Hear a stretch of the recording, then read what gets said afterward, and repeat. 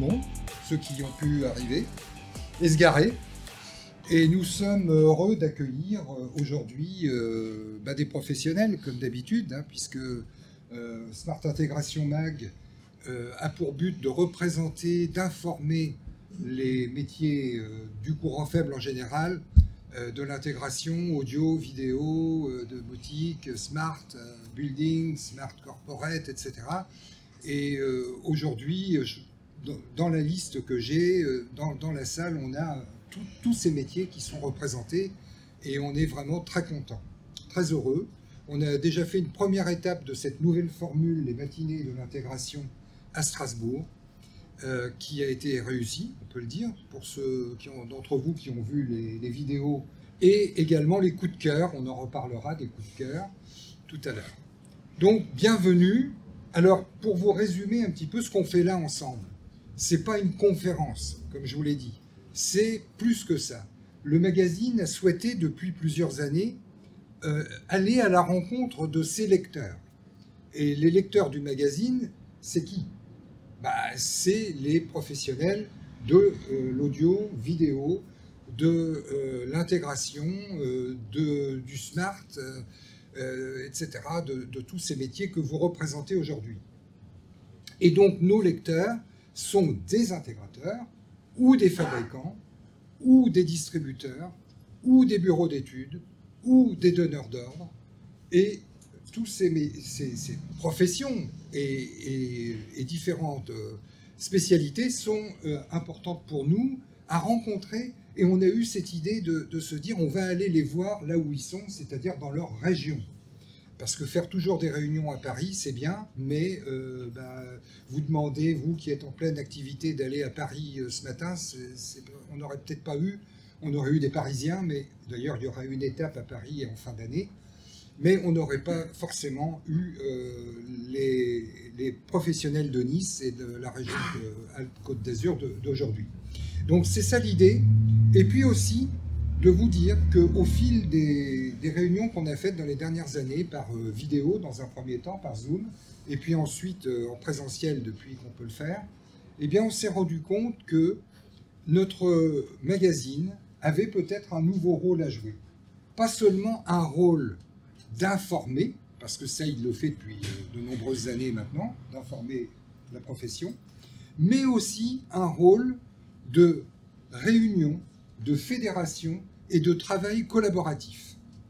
Alors, ce matin, nous allons faire une nouvelle expérience de travail collaboratif, de réflexion, ensemble, pour voir comment, avec les technologies que nous vendons, que nous installons, que nous concevons pour les fabricants, nous allons voir comment on peut essayer de les faire marcher ensemble.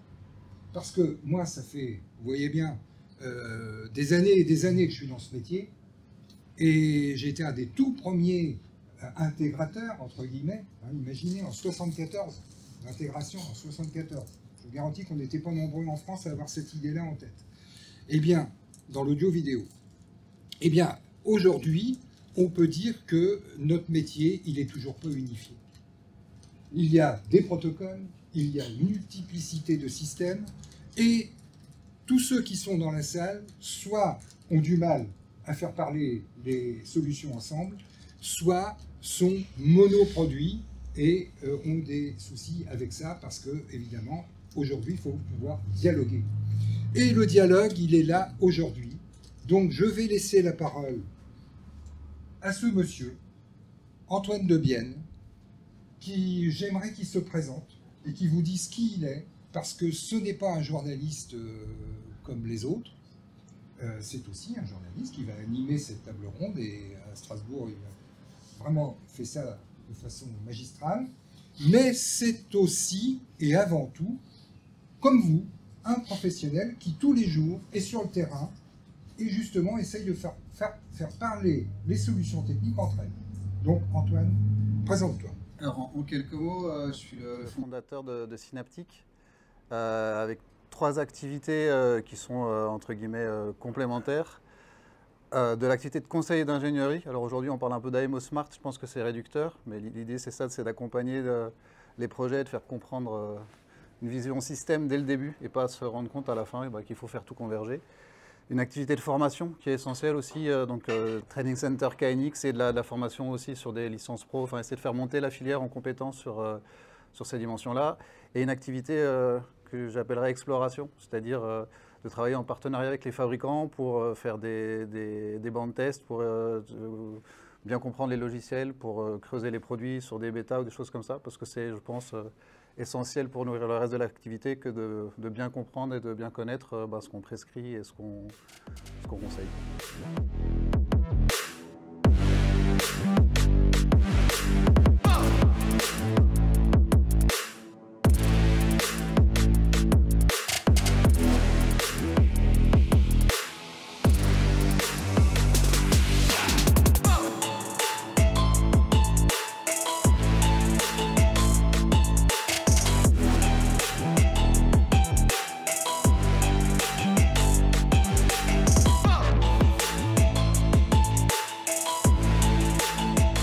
Oui, la convergence, donc, et pas uniquement sur tel ou tel protocole, mais aussi sur des fonctions bien définies, avec des enjeux de se faire parler aujourd'hui la vidéo, l'audio, le contrôle de la lumière.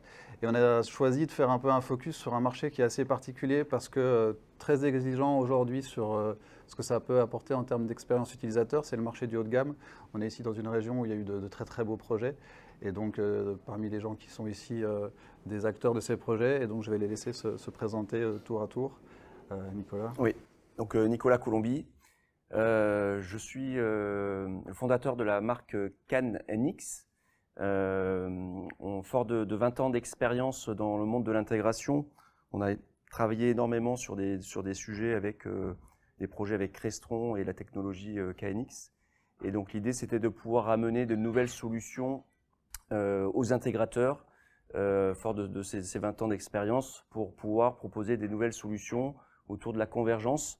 Ce qu'on voyait se dessiner, c'était le monde IP avec la partie IoT, avec cet événement de l'IoT qui arrivait dans le marché, et puis avec les protocoles qu'on pouvait plus traditionnels trouver dans le bâtiment et dans la villa. Et l'idée, c'était d'avoir une sorte de passerelle qui pouvait faire converger ces deux mondes-là.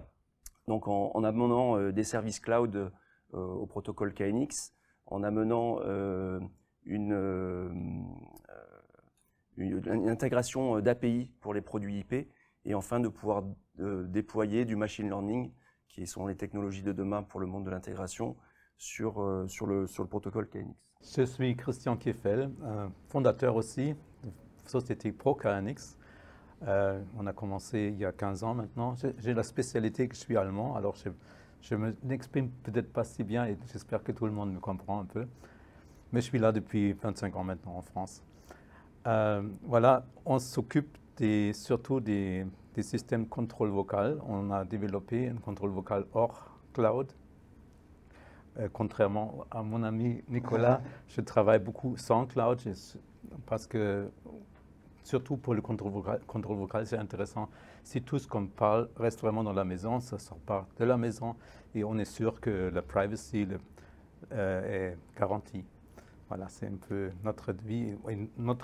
J'ai des produits ici qui sont un peu particuliers. Ce n'est pas vraiment pour le haut de gamme, mais c'est pour le maintien à domicile, alors pour les gens âgés plutôt. Bon, il y a aussi des gens âgés qui ont beaucoup d'argent, bien sûr. Et ils aiment aussi bien être un peu en sécurité. Et là, on a un tapis qu'on peut vous présenter qui est en communication avec le contrôle vocal. Voilà, ça c'est un peu notre but. Eric Paloc, donc je représente la société Jung France. Donc Jung est une société allemande qui existe depuis 1912 et on est vraiment spécialisé dans tout ce qui est appareillage ultra-terminal, donc tout ce qui se voit sur les murs en fait. Ça va du thermostat, de l'interrupteur, c'est la prise de courant, c'est la prise RJ45. Et en fait, on focalise quand même notre offre sur tout ce qui est matériaux métalliques ou plastiques. On a ces deux cordes à notre arc. Et on travaille essentiellement alors soit en conventionnel, soit sur le protocole KNX. Et là, au travers de ce protocole, on propose des produits, notamment des room controllers. On va retrouver également des solutions en fait, d'interrupteurs à base d'acier, hein, donc produits haut de gamme, ainsi que des solutions un petit peu particulières, notamment tout ce qui va être des produits. On a sorti une gamme de produits sur base de couleurs Le Corbusier. Hein, les couleurs Le Corbusier, c'est une palette de 63 couleurs, et en fait qui ne correspond à aucun râle. Hein, donc c'est vraiment particulier, et ça va permettre d'habiller les murs en fonction peut-être aussi des tapis qu'on peut retrouver au sol. Voilà, donc, et puis donc cette gamme-là est proposée également dans un concept qu'on appelle donc LS0 en fait, qui va permettre, je dirais, d'installer les produits affleurant au mur. Hein, on pourra montrer ça tout à l'heure, il y a quelques exemples là. Donc ça permet effectivement d'avoir quelque chose vraiment de complètement intégré. Donc je vous proposerai de regarder ça tout à l'heure. Hein, voilà. Dominique Bonneau, je suis le directeur de Lightwear France. Alors moi je ne suis pas du tout dans le monde de KNX. Je suis dans l'ancien monde de l'audio, vidéo et de l'informatique. En fait, Lightwear est une société hongroise qui fabrique, au même titre que nos amis de Crestron, Extron et Kramer, pour ceux qui connaissent un peu ce domaine, des produits de gestion des signaux. Donc d'un point A à un point B, pour résumer. Et ce qui est intéressant dans la démarche, dans nos rencontres, justement, c'est d'aller plus loin que le monde classique de l'audiovisuel, que vous connaissez tous plus ou moins, et de créer des passerelles entre nos différents mondes qui se parlent. On a également, nous, de notre côté, auprès des clients finaux, des démarches et des retours d'informations qui nous disent gérer une salle de réunion ou gérer un bâtiment, c'est intéressant, mais on veut avoir la possibilité de démontrer que votre produit permet à terme de faire des économies d'énergie, permet à terme d'aller plus loin que le simple fait de piloter la lumière et autres. Donc c'est en tout cas moi, ce qui m'intéresse. Et je pense qu'en tant que fabricant, on ne peut plus se permettre actuellement de rester dans le monde classique de gestion pure de l'audiovisuel comme on l'a fait pendant des années. Il faut qu'on ouvre nos chakras, il faut qu'on aille sur d'autres domaines et puis il faut qu'on se remette en cause pour justement essayer d'avancer. Et je pense que ce type de rencontre est très intéressante pour justement essayer de trouver des passerelles intéressantes. Merci, bonjour à tous. Fabrice Bourg, je suis le gérant de la société Sud Antenne, une petite entreprise niçoise dans la région. Et je remercie donc de créer cette réunion dans la région. Alors Sud Antenne, c'est une petite entreprise qui était plus grande entreprise, mais en prenant de l'âge, j'ai souhaité plutôt réduire la voilure et faire plus de qualité que du quantitatif. Je suis spécialisé, on va dire, plutôt dans le courant faible. Là, j'ai entendu des mots qui, malheureusement, me sont inconnus, je suis désolé. Et c'est peut-être l'occasion pour des petites entreprises qui n'ont pas mis encore le pied dans ces domaines, de savoir comment vous pouvez attirer ces entreprises, comment vous pouvez former son personnel à justement aller vers ces nouveaux métiers d'avenir. Et c'est très très intéressant parce que sans vraiment l'avoir fait exprès, là on a des gens qui ont entre guillemets entreaperçu qu'il fallait faire quelque chose parce qu'il y avait un manque, des vrais porteurs de solutions historiques aussi bien sur l'audio, le vidéo et même la partie antenne. Et ta remarque de dire bah oui mais on ne sait pas forcément et on a besoin d'être accompagné, c'est vraiment le sujet de ce qu'on essaye de faire à travers ces matinées et même à travers la ligne éditoriale de Smart Intégration. La question un peu qui se pose à travers tout ça, c'est qu'au final, il y a des clients finaux, des utilisateurs, aussi bien sur quelqu'un qui va dans une chambre d'hôtel que quelqu'un qui veut se faire sa maison. Comment on arrive à aujourd'hui anticiper et comprendre ces besoins pour les faire aller et les faire porter par un installateur en tant qu'éditeur de solutions, par exemple? Alors, je pense qu'aujourd'hui, le rôle de l'intégrateur sur la prise des besoins, avec une approche qui peut être globale sur le bâtiment ou sur la villa, elle est vraiment primordiale. C'est vraiment l'intégrateur aujourd'hui qui est au cœur de la prise des fonctionnalités que le client souhaite intégrer, et donc de pouvoir proposer une solution qui va aborder effectivement les sujets audiovisuels, mais aussi de sécurité, de confort, de gestion de chauffage. Et ça fait appel à vraiment beaucoup de connaissances sur différents métiers. Mais aujourd'hui, l'intégrateur est là pour aider les installateurs de courant fort, de courant faible, de sécurité, pour pouvoir justement intégrer les systèmes et les connecter. Il y a quelques années encore, on ne voulait surtout pas d'un système de sécurité connecté ou d'avoir une régulation, on va dire, connectée parce que c'était des systèmes vraiment qui étaient silotés à des métiers spécifiques. Aujourd'hui, il faut faire converger tous ces produits-là pour pouvoir justement aider le client à un usage plus facile de son environnement. Donc si je récapitule ce que tu dis, c'est aujourd'hui vraiment l'intégrateur qui se retrouve en position d'être celui qui recueille les besoins, quoi. Qui recueille les besoins. Il remplace pas, il remplace aucun corps de métier dans les interventions de l'électricien, de l'électricien plutôt spécialisé courant faible, du chauffagiste, de l'alarmiste. Il vient vraiment pour aider ces corps de métier à se connecter et d'avoir une convergence sur les différents et d'arriver à avoir une seule application pour gérer sa maison ou son bâtiment. Oui, moi je suis complètement d'accord aussi. Je pense que l'intégrateur est la personne centrale aujourd'hui pour tirer les fils entre les différents métiers, surtout si on voit la fiabilité et la continuité pour le smart home. Parce qu'aujourd'hui, on a beaucoup d'éléments smart home, des produits IoT qui sont sur le marché, qui sont même dans les grandes surfaces. Et les personnes qui vont venir, ils vont intégrer ça. Ils vont être déçus après un certain moment parce qu'il faut faire ça et ça. Et ils ne peuvent plus le faire parce qu'ils ne savent plus comment on faisait à l'époque. Il y avait des comptes et je ne sais pas quoi. Et l'intégrateur, il évite tout ça parce que avec les produits IoT, les personnes privées qui ont installé ça, ils ont une gamme de produits qui n'est pas fiable à long terme. Et l'intégrateur, il peut justement éviter ça. Il peut tirer les fils, il peut vraiment associer des produits qui fonctionnent ensemble à long terme. Et ça aide le smart home surtout. Oui, donc en fait, en tant que fabricant, il est évident qu'on ne possède pas toutes les solutions à notre catalogue, je dirais, pour répondre aux besoins des clients. Donc c'est évident que l'intégrateur est essentiel dans ce métier-là, en fait, pour faire communiquer les différents produits entre eux. Et c'est vrai que pendant longtemps, les fabricants avaient des solutions propriétaires, et puis si le client avait un besoin qui sortait de ces solutions-là, il était coincé, on va dire. Et là, aujourd'hui, le gros avantage de l'intégrateur, c'est qu'il va proposer à son client du conseil pour pouvoir faire communiquer les différents produits entre eux. Aujourd'hui, c'est vraiment indispensable. Ce rôle d'intégrateur est vraiment, je dirais, le nœud des solutions qui sont à apporter aux clients, en fait.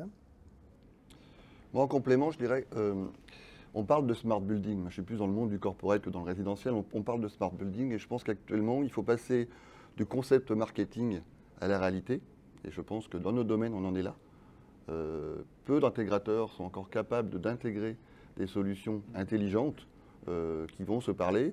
Il ne faut jamais oublier que l'audio-vidéo, c'est du courant faible. D'accord ? Et l'audio-vidéo fait partie d'un déploiement de courant faible au même titre que d'autres systèmes. Mais les intégrateurs classiques de l'audiovisuel, vu de ma fenêtre, travaillent encore en silo. Les gens qui font de la vidéo font de la vidéo, les gens qui font de l'audio font de l'audio, les gens qui font du contrôle font du contrôle, mais personne ne se parle. Et le smart building, on entend en parler partout, mais ça reste encore un concept. Dans le résidentiel, je pense que c'est moins vrai, mais dans la partie entreprise, il y a encore un petit gap à franchir. Et nous, fabricants, notre responsabilité, c'est de ne pas rester enfermés dans nos solutions, qui sont similaires à ceux des acteurs du marché, mais comme je disais au préalable, d'essayer de réfléchir et d'aller plus loin pour nous démontrer que notre solution permet de faire des économies d'énergie, permet de gérer la salle de réunion ou la résidence d'une façon intelligente avec votre aide. Parce que tout seul dans nos domaines, ce n'est pas notre domaine de compétence, tout seul dans nos domaines, on ne sait rien faire.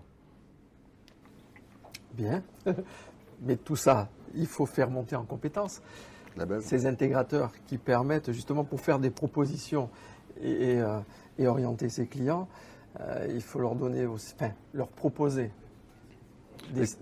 comment peut-on les amener dans ces compétences-là. Si je peux me permettre, la seule façon de monter en compétence et de se parler, c'est que nous parlions déjà. C'est-à-dire que si on se parle déjà dans une première étape, on va pouvoir construire des solutions complémentaires, on va pouvoir, nous, déjà les comprendre, et puis pouvoir évangéliser et d'aller dans la même direction. Si nous, fabricants de systèmes audiovisuels, on a un discours très clair dans ce domaine du corporate, du résidentiel, mais qu'on ne sait pas ce que sont les systèmes KNX, ce que sont les systèmes intelligents, jamais on en parlera et jamais on sera capable de démontrer qu'une solution globale répond à vos problématiques et aux problématiques de vos clients. Donc je pense que la première étape, et merci à Lucien de mettre ça en place, je pense que la première étape, c'est ce que l'on fait aujourd'hui. Tout à fait, ouais. Et ce qui est et on l'a entendu juste, c'est il y a des gens qui vont se dire l'intégrateur, et finalement, en regardant un petit peu là, on a déjà par exemple 3 métiers. Entre la partie vraiment technique du bâtiment, la partie audio-vidéo et peut-être même la partie distribution, télédistribution.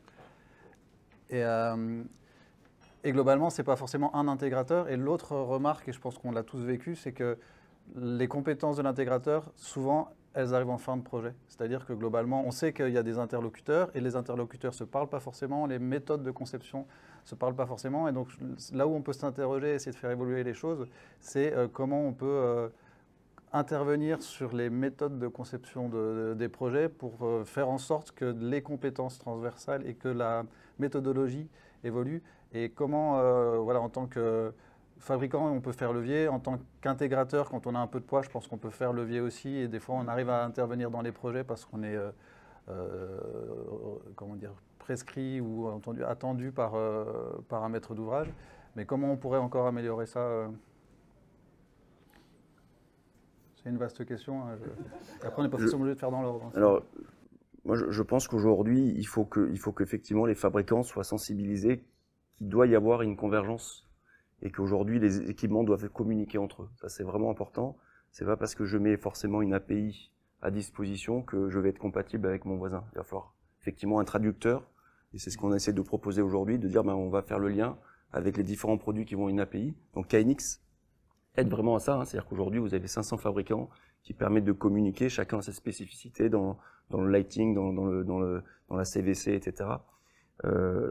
Un peu moins dans l'audio-vidéo. Donc effectivement, il faut aller chercher ces produits, il faut trouver des équipements qui soient capables d'aller piloter aussi bien de la partie éclairage que de la partie chauffage, que de la partie audiovisuelle. Mais il faut effectivement que les fabricants, qui ne sont pas forcément en compétition, qui puissent dire il faut qu'on converge. Donc il y a des associations comme ça de fabricants qui travaillent sur ces sujets-là. Et donc aujourd'hui, vraiment une interopérabilité qu'on doit apporter au-delà de KNX, mais aussi sur la partie audiovisuelle, à travers des API, à travers des protocoles qui soient facilement déployables par les intégrateurs. Et oui, effectivement, il faut aussi, je pense, travailler sur la filière de formation, parce qu'aujourd'hui, les jeunes étudiants qui sortent de BTS domotique sont pas forcément, on leur donne pas les bonnes armes pour pouvoir aller travailler sur le marché, pour aller travailler chez un intégrateur. Je sais pas le nombre d'intégrateurs qu'on a en France, mais s'ils doivent tous embaucher 1 à 2 personnes, ça fait beaucoup de monde à embaucher. Et aujourd'hui, des grands groupes aspirent directement des promotions de licence ou de master en domotique et qui les aspirent par dizaines. Et donc, les intégrateurs se retrouvent n'arrivent pas à embaucher. Et donc, je pense que travailler sur la formation pour reclasser des gens sur des métiers de demain, à travers la GTB, à travers qui aujourd'hui va embaucher beaucoup de monde, puisqu'il faut équiper plus de 200 000 bâtiments, on en parlait hier, plus de 200 000 bâtiments en France qu'il va falloir mettre avec du comptage, mettre en place avec des économies d'énergie, mettre en place des solutions de GTB. Et donc il faut travailler sur cette filière de formation, je pense, à travers les fabricants, à travers les universités, à travers voilà, différentes solutions pour essayer d'innover sur cette partie formation. Donc si je récapitule un peu, réussir à standardiser un peu comme l'ont fait les fabricants KNX à travers la façon de se parler et d'aller plus loin et de standardiser les choses dans l'audio, le vidéo, le partage de signaux et faire monter en compétences et former, ouais, je pense que c'est... Oui, et puis après, je pense qu'il y a aussi une formation à réaliser au sein des bureaux d'études, en fait, qui sont très mal formés généralement sur la partie, que ce soit sur la partie audio-vidéo, sur la partie KNX, qui ont de faibles compétences par rapport à ça, généralement. Et souvent, ces gens-là n'ont parfois même pas le réflexe de s'appuyer sur un intégrateur. Alors, le but, c'est effectivement peut-être de trouver des structures où l'intégrateur puisse, par exemple, aller former des bureaux d'études pour qu'on ait des cahiers des charges qui soient plus pertinents souvent, hein, parce que souvent, on va retrouver des grands mots, mais derrière, on sent que c'est très creux, quoi. Hein, donc, je te rejoins, on est vraiment dans la partie encore théorique.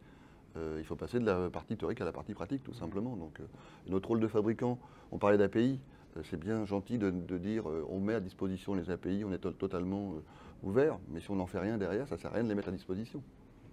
Donc, notre rôle, c'est de dire on a des API, mais comment on arrive à faire le lien, le fameux lien entre cette partie technique qui est l'API et la réalisation concrète d'un projet via des passerelles extérieures. Bien. Au-delà des écoles qui existent, qui peuvent former les jeunes, je reviens sur la formation hein, parce que c'est important, parce que je peux ne parler qu'à mon niveau. Il y a aussi, il faut développer des formations généralistes. assez courte parce que malheureusement, dans notre personnel, on arrive, le personnel s'en va. On ne garde pas toujours son personnel. Moi, malheureusement, j'ai des personnes qui sont parties, des personnes formées qui sont parties, où il faut recruter, il faut reformer. C'est très lourd. Et donc, avoir des petites filières de formation assez courtes pour mettre à niveau et former ces jeunes qui viennent ou remettre à niveau certains. Ou jeunes moins jeunes, parce qu'aussi, on a des personnes qui ont un certain âge et qui doivent passer du monde, on va dire, entre guillemets, de l'analogique, dans le monde de l'IP, qui est vraiment un monde qui est complètement différent et qu'il faut arriver à les faire adhérer, communiquer et travailler dans ce monde-là qui est pas simple, à appréhender pour des personnes qui n'ont pas pas comme ces jeunes qui naissent déjà dans ces technologies-là. Et c'est intéressant parce que globalement, là, on a parlé de formation sur un format court et aussi bien pour qualifier des gens qu'on va mettre sur le terrain. Donc effectivement, jeunes ou moins jeunes, hein, je pense qu'il y a des besoins de reprendre un peu des choses et qui ne nécessitent pas forcément, je prends un peu l'exemple de la formation KNX qui dure 30 heures et qui permet alors pas d'être un intégrateur mais déjà d'avoir des bases. Et sur ce que tu as dit aussi, les BE, on entend beaucoup, hein, je ne sais pas s'il y en a dans la salle, mais on entend et il y a beaucoup de remarques qu'ils ont un boulot qui est important et qu'on ne perçoit pas toujours. Et par contre, là où on voudrait le percevoir, on voit pas ou même parfois on est coincé en restant des CCTP qui ne sont pas forcément réalisables. Il y a peut-être un enjeu à se positionner en tant que fabricant, en tant qu'éditeur, en tant que porteur de projet sur des formats de formation. Est-ce qu'on peut envisager peut-être, grâce à ce que porte Smart Intégration ou d'autres acteurs, des fédérations, à dire voilà, on peut en 2, 3, 4 jours amener déjà un peu de contexte sur ce que c'est clippé, sur ce que c'est que l'IoT, sur ce que c'est que... Je ne sais pas ce que vous pensez un peu de cette idée. Oui, il y a Format Pélec qui existe, qui fait des formations comme ça. Il y a aussi développé aussi des outils qui sont facilement accessibles parce qu'on n'a pas toujours le temps d'envoyer des personnes en formation. C'est ces vidéos qui permettent d'avoir des cours à distance et qui sont... C'est pratique, c'est vraiment... ça évolue, c'est toutes ces technos, toutes ces vidéos permettent facilement, à n'importe quel moment, d'apporter de la formation à des personnes qui n'ont peut-être pas la possibilité de se déplacer ou d'avoir le temps. Donc ça, c'est des petits outils qui sont très utiles pour nous. Ouais, le format hors présence, ça serait déjà une idée de... Et beaucoup de fabricants font, par rapport à leurs produits, font ce système de vidéo à tout niveau. Donc je trouve que c'est très bien d'aller dans ces outils-là. On a au niveau de Lightware une plateforme en ligne de training en anglais. C'est des problématiques, comment on peut arriver, nous, à relayer en français, parce que c'est important, sur des topics très particuliers qui sont par exemple l'USB-C, qui est un format nouveau qui vient d'arriver sur le marché, qu'il faut appréhender, mais également l'IP, la gestion de l'IP dans la distribution audiovisuelle avec les encodeurs et décodeurs. Il faut évangéliser de plus en plus, mais je pense que sur la formation globale, et on a une vraie pénurie, vous l'avez vous de votre côté, nous on le ressent quand on a des rendez-vous clients d'intégrateurs ou autres, tout le monde cherche actuellement des techniciens, mais des techniciens d'installation, et qui se retrouvent avec des étudiants qui sortent d'écoles d'ingé, qui sont très bien formés, qui sont intellectuellement bien paramétrés, mais qui n'ont pas la connaissance terrain nécessaire. Et je pense qu'à terme, l'idée c'est d'arriver à s'associer ensemble pour faire une sorte de lobbying, et alors c'est pas un vain mot, mais faire une sorte de lobbying pour que les types de formation changent. Et on a notre part de responsabilité. Parce que c'est bien gentil de dire, on cherche des techniciens, il faut former des techniciens installateurs, etc. Mais ça n'avance pas. Et aucune entité dans nos domaines n'ont fait le nécessaire. On reste chacun dans notre zone de confort, entre guillemets. On pousse nos solutions, on donne de l'information technique, et c'est tout. Mais on n'a pas solutionné le problème derrière, et je suis tout à fait d'accord avec toi. Les générations avancent, les sociétés évoluent, il faut renouveler, le savoir s'en va. Quand on a des personnes très compétentes qui partent à la retraite, le savoir s'en va. C'est comment on arrive justement à remettre sur le marché des gens qui ont la compétence adaptée à nos domaines. Je pense souvent c'est aussi un peu de peur de l'intégrateur d'installer quelque chose de nouveau, quelque chose qu'il ne connaît pas. Et je pense que là, les fabricants sont demandés aussi de se réunir et de se dire, voilà, on a un but, on veut faire quelque chose ensemble, on donne une solution, on prend vous à la main et si vous avez un projet comme ça, on vous donne le support technique qui est nécessaire aussi. C'est ça aussi qui est très important là-dessus, je pense. Et je pense que la partie formation, elle est essentielle. Tu as utilisé le mot lobbying, mais je pense que ce n'est pas un gros mot, au contraire. Et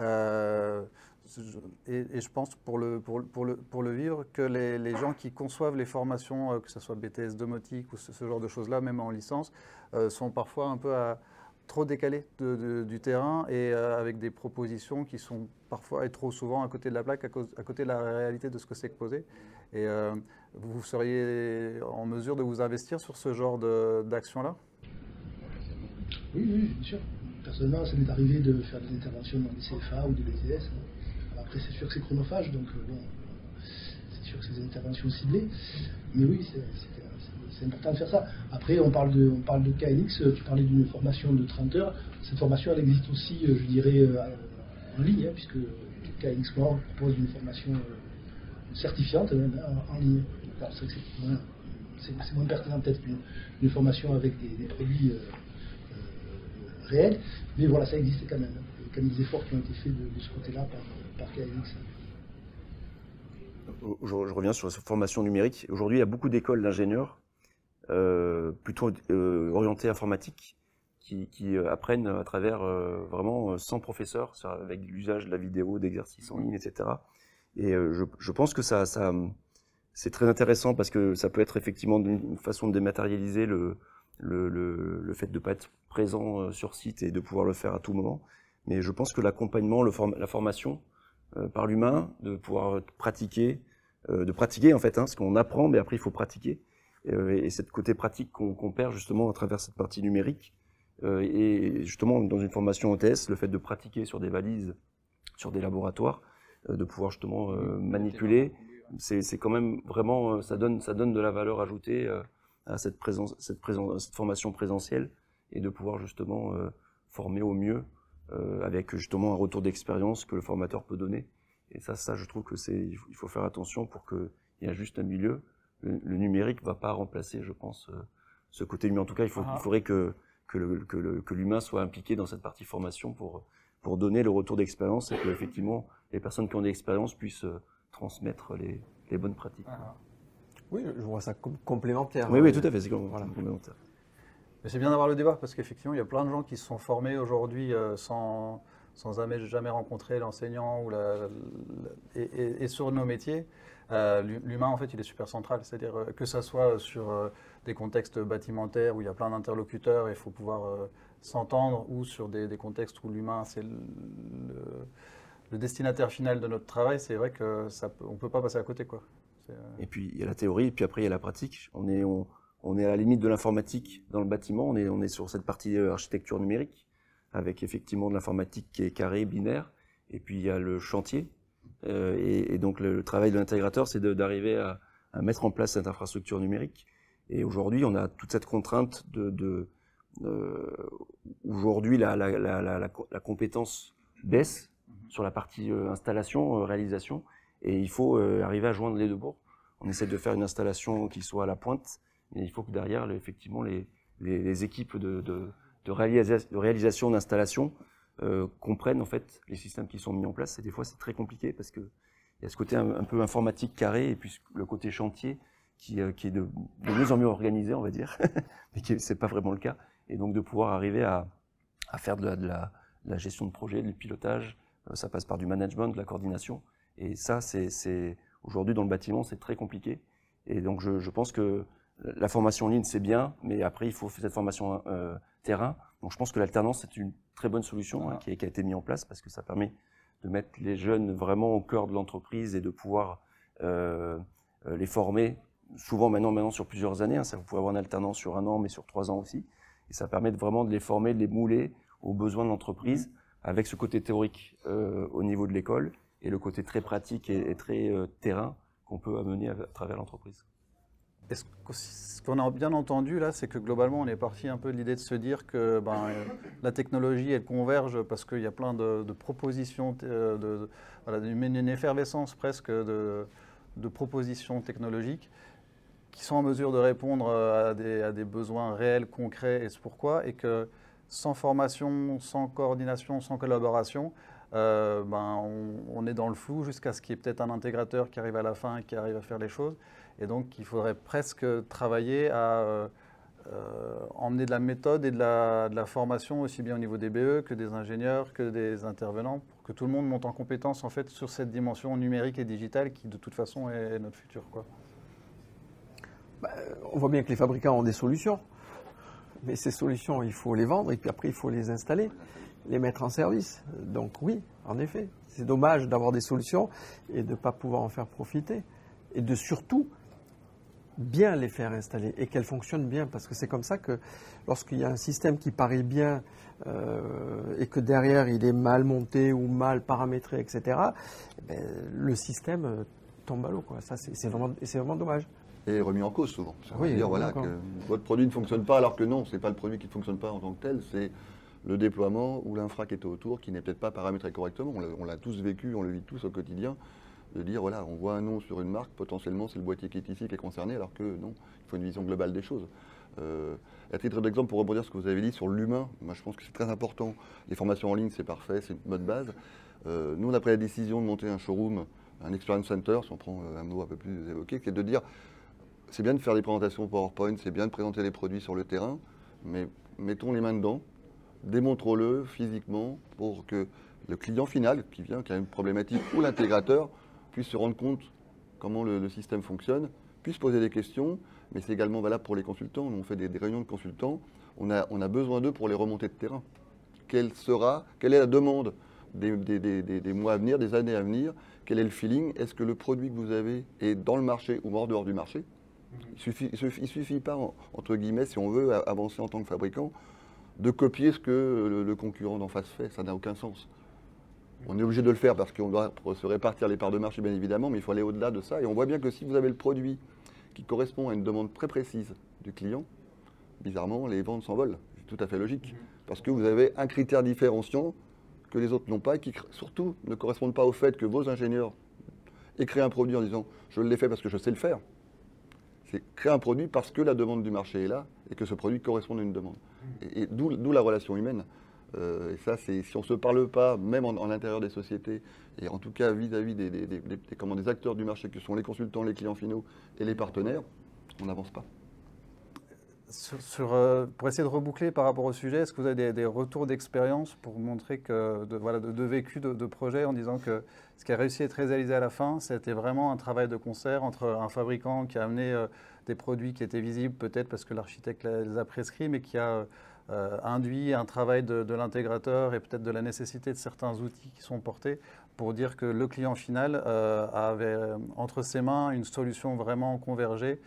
Comment sur des retours d'expérience, vous pouvez partager un petit peu un moment où ça a été une clé de réussite, un facteur de succès de vous être entendu ou d'avoir discuté sur les projets?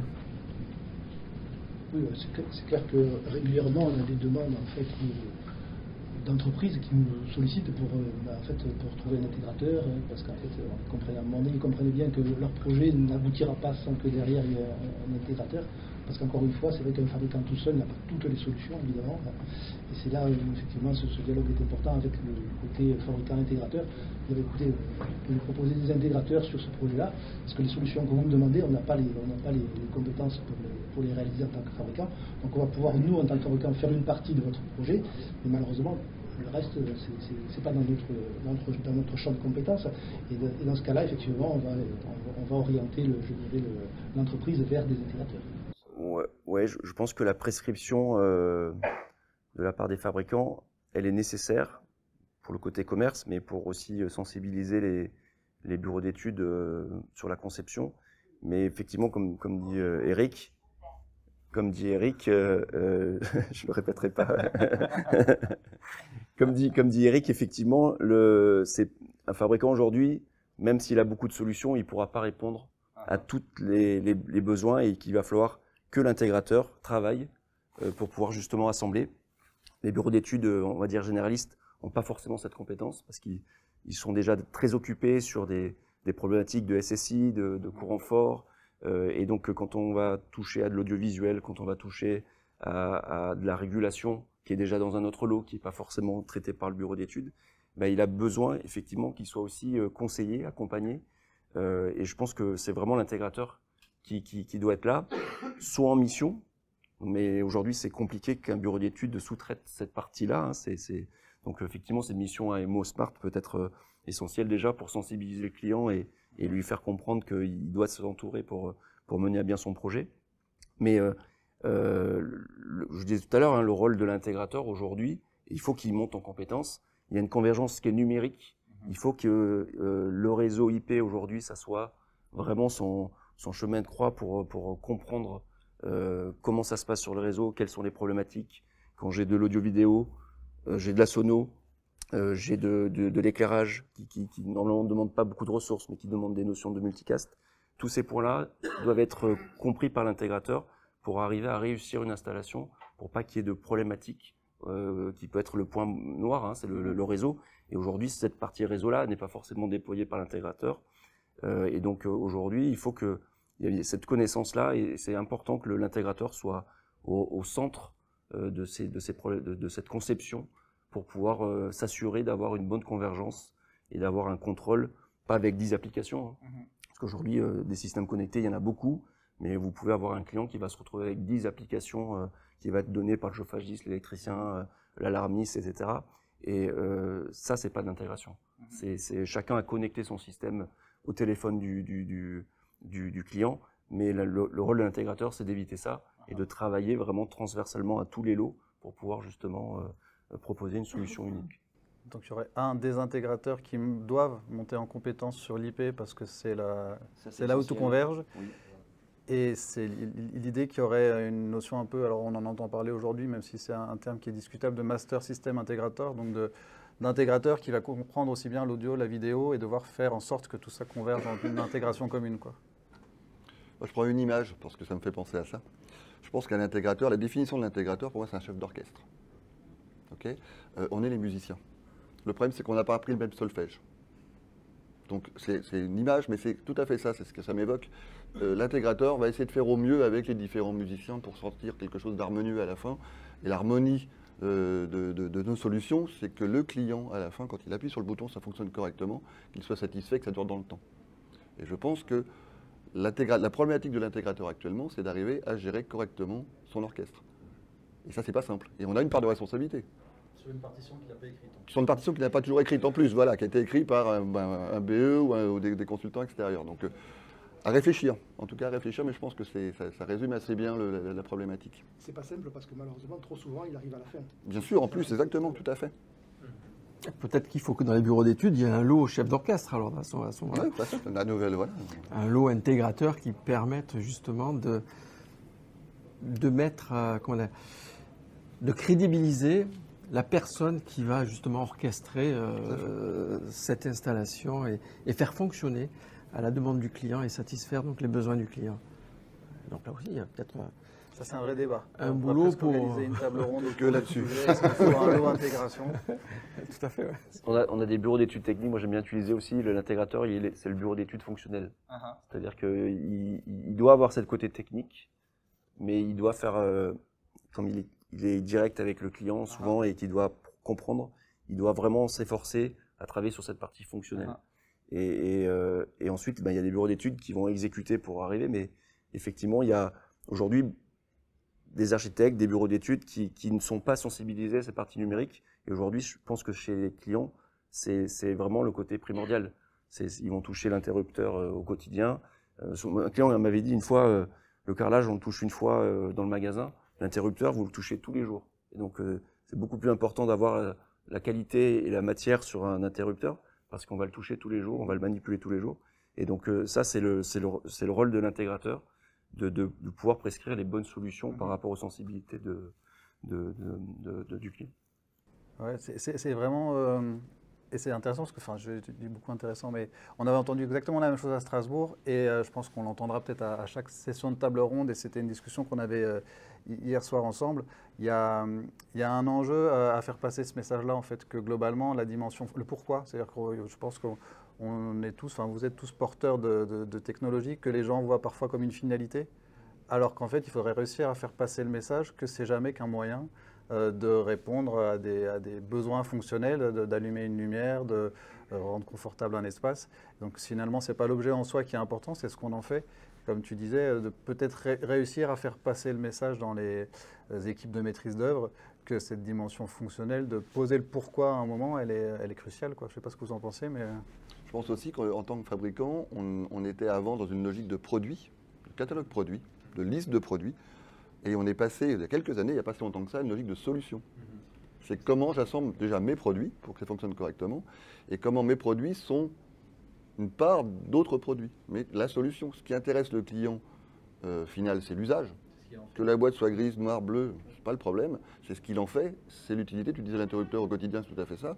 Dans une salle de réunion, c'est que si je me connecte et que je fais ma réunion avec mes collègues à l'autre bout du monde, ça fonctionne. Donc c'est notre rôle et le rôle des consultants et le rôle des intégrateurs, c'est de transformer la demande d'usage du client en s'appuyant sur une solution qui est pérenne et qui permet au quotidien de fonctionner correctement. Et c'est bien si on peut mettre ça, cette solution, cette nécessité de solution dans les têtes des fabricants. Parce que les intégrateurs, ils ont cette notion. De toute façon, les fabricants, ils n'ont pas du tout. Les fabricants, souvent, ils voient que leurs produits et vendre leurs produits et tout à côté, ils s'en foutent. Et ça, il faut quitter cette notion comme fabricant, je trouve. Comme ça, les intégrateurs, ils vont avoir aussi cette notion. Et la façon de le faire, et c'est ce que nous on a mis en place, c'est de gérer des partenariats. On a des concurrents bien évidemment et que le meilleur gagne, on se connaît tous depuis des années, on se respecte, il n'y a aucun problème. Mais sur des produits connexes, l'idée c'est de se dire on a nos API, on sait travailler avec un autre fabricant, on se parle entre nous et tout va bien. Et on laisse le choix après et à l'intégrateur et au client de décider la solution qu'il a retenue. Et je pense que si on reste chacun dans notre domaine et dans notre coin, on ne peut pas avancer. Là, on parle d'interopérabilité entre les solutions matérielles, de standards. Tout à fait, de standards. Le fait de travailler ensemble en tant qu'éditeur, fabricant, pour faire en sorte que ça fonctionne plutôt que de se tirer dans les pattes et d'être seul. Il y a deux approches. Soit on a une logique d'API en disant je garde mes API, oulala, je ne vais surtout pas les partager avec potentiellement des concurrents. Par rapport au choix d'un client, il peut y avoir du Crestron, de l'Extron, du Lightware, et ça sera chacun une petite brique. Soit ça sera fait tout dans la même marque, mais on n'a pas toujours toutes les solutions. Ces briques-là, on ne peut pas se dire, moi si je ne parle pas à mon voisin, je ne peux pas avancer, donc ça n'a pas de sens. Et au-delà de ça, on parlait de la logique de passerelle tout à l'heure au café, de créer des passerelles dans d'autres domaines. Et pour moi, vos domaines sont des domaines qui m'intéressent parce qu'on a une demande de clients finaux de dire, allez plus loin, justifier que votre produit me permette, tout à l'heure, de faire des économies. Quelqu'un d'audiovisuel, il y a encore quelques années, ne se préoccupait pas de cette problématique-là.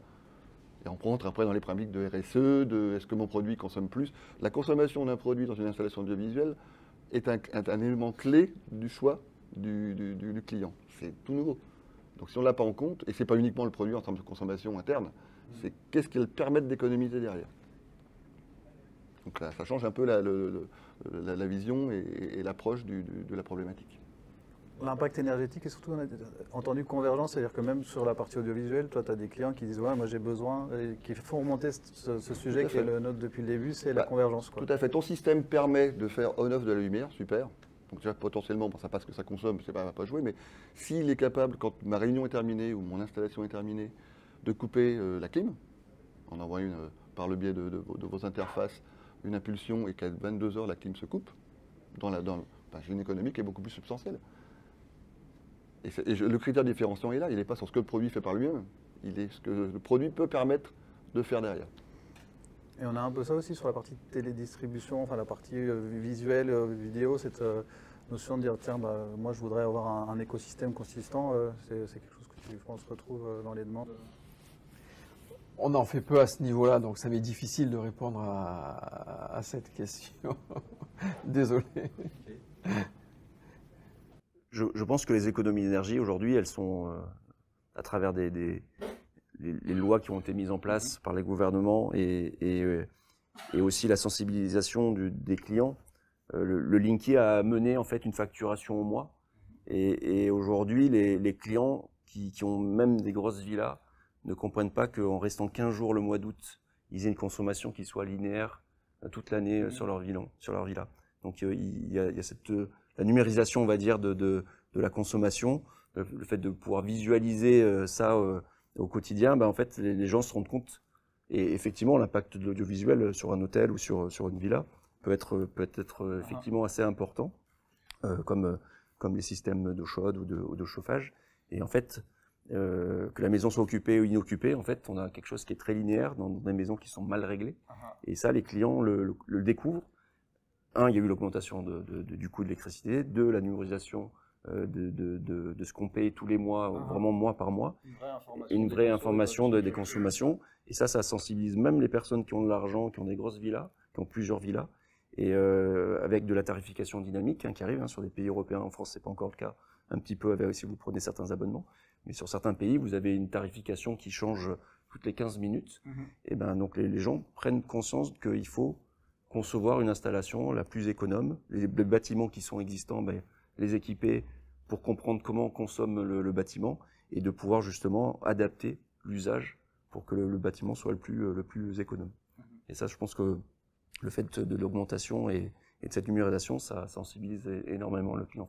Oui, c'est multifactoriel en fait. C'est que globalement, il y a un coût et même si on a de l'argent, globalement, on a parfois pas mal d'objets qui consomment, etc. Donc on se rend encore plus compte de l'impact et que cette dimension d'avoir de l'information, elle va permettre de se rendre compte qu'il y a quelque chose qui ne fonctionne pas.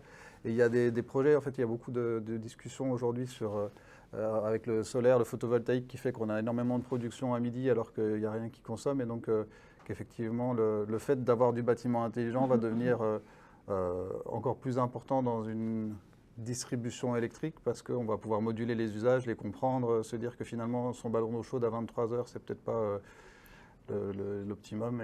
Et là, on a encore un rôle essentiel de l'intégrateur parce que je pense qu'il a encore la pièce maîtresse pour cette partie énergie. Il fait déjà la régulation de chauffage à travers des systèmes, par exemple KNX. Et aujourd'hui, il faut que les fabricants, effectivement, à travers les API, parce qu'on est encore sur une filière photovoltaïque qui est prise par la partie, on va dire, courant fort. Mais il y a des entreprises quand même spécialisées dans la partie photovoltaïque. Qu'est-ce qu'ils font en général? Ils déplacent juste le chaude sanitaire la journée, mais sans forcément prendre en compte ce que le client va peut-être faire demain, dire prendre un abonnement tempo avec une tarification dynamique. Et donc, il va peut-être se retrouver à chauffer de l'eau chaude en pleine journée, la tarification la plus forte. Parce qu'on n'a pas quelque chose qui est flexible, c'est quelque chose qui est programmé avec une horloge en dur. Et donc, aujourd'hui, il faut que les fabricants prennent conscience qu'on doit avoir des choses qui soient flexibles, qui soient interopérables, parce qu'il faut que le photovoltaïque, le stockage de batterie, le contrôle des équipements qu'on peut avoir dans la maison, qui sont aujourd'hui sur des horloges fixes, doivent être flexibles. Et donc l'intégrateur, il fait ce contrôle-là au quotidien dans une installation, et ils doivent pouvoir réintégrer les systèmes, les nouveaux systèmes qui arrivent et qui doivent être flexibles, qui doivent apporter la flexibilité. Et je pense que l'intégrateur a le meilleur rôle dans ces nouvelles fonctionnalités qu'il faut proposer aux clients pour pouvoir justement donner de la flexibilité et proposer des économies d'énergie aux clients. Et tout ça, l'interopérabilité, là, c'est clair que c'est quelque chose qui est hyper important, mais ça prend du temps. Si on prend le cas par exemple du KNX, ça a commencé il y a plus de presque 30 ans, avec le système Instabus, où il y avait 5 entreprises qui se sont fédérées, justement, qui se sont parlé, comme on l'évoquait tout à l'heure. Après, ça a basculé sur le protocole EIB, mais qui en fait était le même. Donc il y a eu un peu plus d'entreprises qui se sont fédérées sur ce protocole-là. Et puis après, donc, pour arriver aux 500 entreprises au travers de KNX aujourd'hui, qui est toujours ce protocole qui a évolué depuis le temps, ça a pris énormément de temps. Je espérais qu'aujourd'hui, avec les API, ça aille un peu plus vite quand même, parce que comme dit Nicolas, c'est clair que c'est essentiel dans l'interopérabilité des produits, et des solutions surtout. Avec un rôle central de l'intégrateur, en fait, on l'entend encore, on l'entend toujours. L'intégrateur, de plus en plus, avant c'était un automaticien, aujourd'hui je pense que c'est plutôt un informaticien.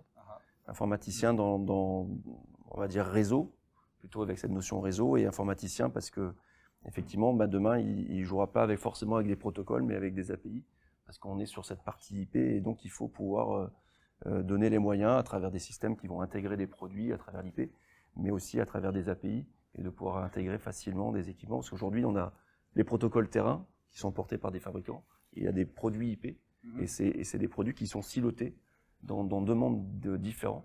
Et l'idée, c'est d'arriver à faire communiquer tout ça. Un besoin de standardisation, en fait, où il y a de plus en plus d'informations dans les données, de contexte. Oui. Déjà que c'est compliqué pour l'intégrateur, alors si jamais entre les fabricants ça ne communique pas, Compliqué encore plus. c'est encore bien plus compliqué.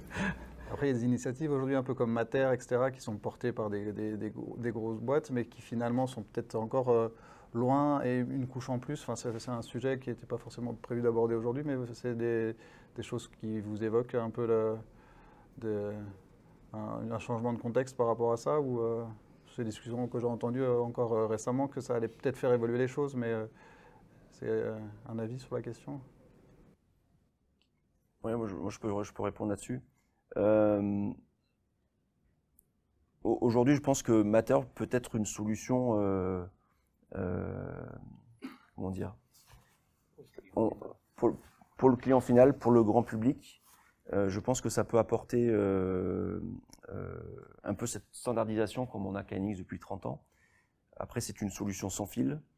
C'est des solutions qui vont être portées par beaucoup de fabricants. Aujourd'hui, on n'a pas une réalité, je pense, économique sur cette partie-là, parce qu'il y a encore beaucoup de solutions. J'étais au CES de Las Vegas en début d'année. Tous les stands proposaient des solutions sur Mater. Aujourd'hui, je pense qu'aujourd'hui, c'est important aujourd'hui, quand on fait une maison neuve, un bâtiment neuf, qu'on passe vraiment des solutions qui soient filaires pour la pérennité, la fiabilité. Aujourd'hui, il y a des installations qui ont 30 ans en KNX. Je ne suis pas sûr que au niveau Mater, dans 30 ans, quand il y en aura des produits qui aura 30 ans de retour, si on aura toujours ce même protocole, alors il y aura peut-être un nouveau protocole. Les choses vont très vite. Ce qui est sûr, c'est qu'aujourd'hui, Mater, c'est porté par les GAFA. Et qu'aujourd'hui, ces GAFA-là, ce qui les intéresse, c'est pas les produits, c'est la data. Et aujourd'hui, on parlait de offline, hein, KNX est capable de faire un bâtiment sans être forcément connecté au cloud. Mais au moins, pour allumer l'éclairage, ça passe directement entre l'interrupteur et la lampe. Demain, quand vous serez sur Mater, ça sera peut-être dépendant d'un cloud. Et donc ça, c'est problématique pour la pérennité des installations. Je pense qu'il faut vraiment garder ce qui est dans le bâtiment. Nous, on propose des services cloud, mais ces services cloud sont pour vraiment rajouter de la valeur ajoutée. Mais aujourd'hui, le fait de toujours appuyer sur un bouton, on essaie de garder des choses qui soient locales. Tout ce qui est algorithme avancé, etc., doit rester dans le bâtiment. Peut-être été vite sur Mater. Mater, c'est effectivement les objets connectés et IoT dont parlait Christian au début, qui sont un peu la domotique accessible pour tout le monde chez les distributeurs généralistes. Était un écosystème avec plein de fabricants différents, de choses qui n'étaient pas forcément interopérables. Et il y a eu un gros boulot, effectivement, des GAFAM et des fabricants aussi de matériel pour harmoniser tout ça et faire quelque chose qui tombe en marche au moment où on le pose. Mais effectivement, je pense que sur un projet neuf, ou même sur de la grosse rénovation, c'est une question qui se pose de se dire que ce n'est pas forcément la trajectoire la plus pérenne, quoi, si j'entends ce que tu dis. Ça apportait une solution supplémentaire, je pense. Des installations déjà existantes. Si je peux rebondir sur la partie data, analyse des data, on a beaucoup de demandes actuellement sur la partie contrôle. Pas contrôle de pilotage, mais monitoring des installations, avec des logiciels, alors soit propriétaires ou autres, plus sur la partie corporate bien évidemment, mais où les clients souhaitent pouvoir contrôler l'ensemble des équipements qui sont connectés sur leur réseau. Souvent, Epson a sa solution, une autre marque a une autre solution, et on a une demande, nous, du terrain, de dire est-ce que vous avez la possibilité de manager l'ensemble de nos équipements sur une seule plateforme? La problématique de contrôle est intéressante pour prendre la main à distance, parce qu'il y a différents bâtiments, parce qu'il y a différents sites, et qu'il faut être agnostique, c'est-à-dire pas uniquement se limiter à sa marque, mais s'ouvrir vers les autres. Alors dès lors qu'on a l'API et dès lors qu'on a l'adresse IP qui va bien, c'est facile à faire. Mais il y a un sujet actuellement sur la partie contrôle et gestion des data, en l'occurrence, sur les gros déploiements. À nouveau la convergence, en fait. À nouveau la convergence, tout à fait. Le mot de la fin? Mais ça laisse plein de perspectives pour les entreprises et surtout apparemment pour les intégrateurs, qui est un beau métier, est un métier d'avenir. Si les fabricants arrivent à se mettre d'accord et de faire communiquer tous les systèmes entre eux, et les bureaux d'études prennent conscience de l'intérêt et du rôle à jouer de cet intégrateur et de lui donner de la crédibilité et une certaine reconnaissance dans le travail qu'il aura à faire. Merci.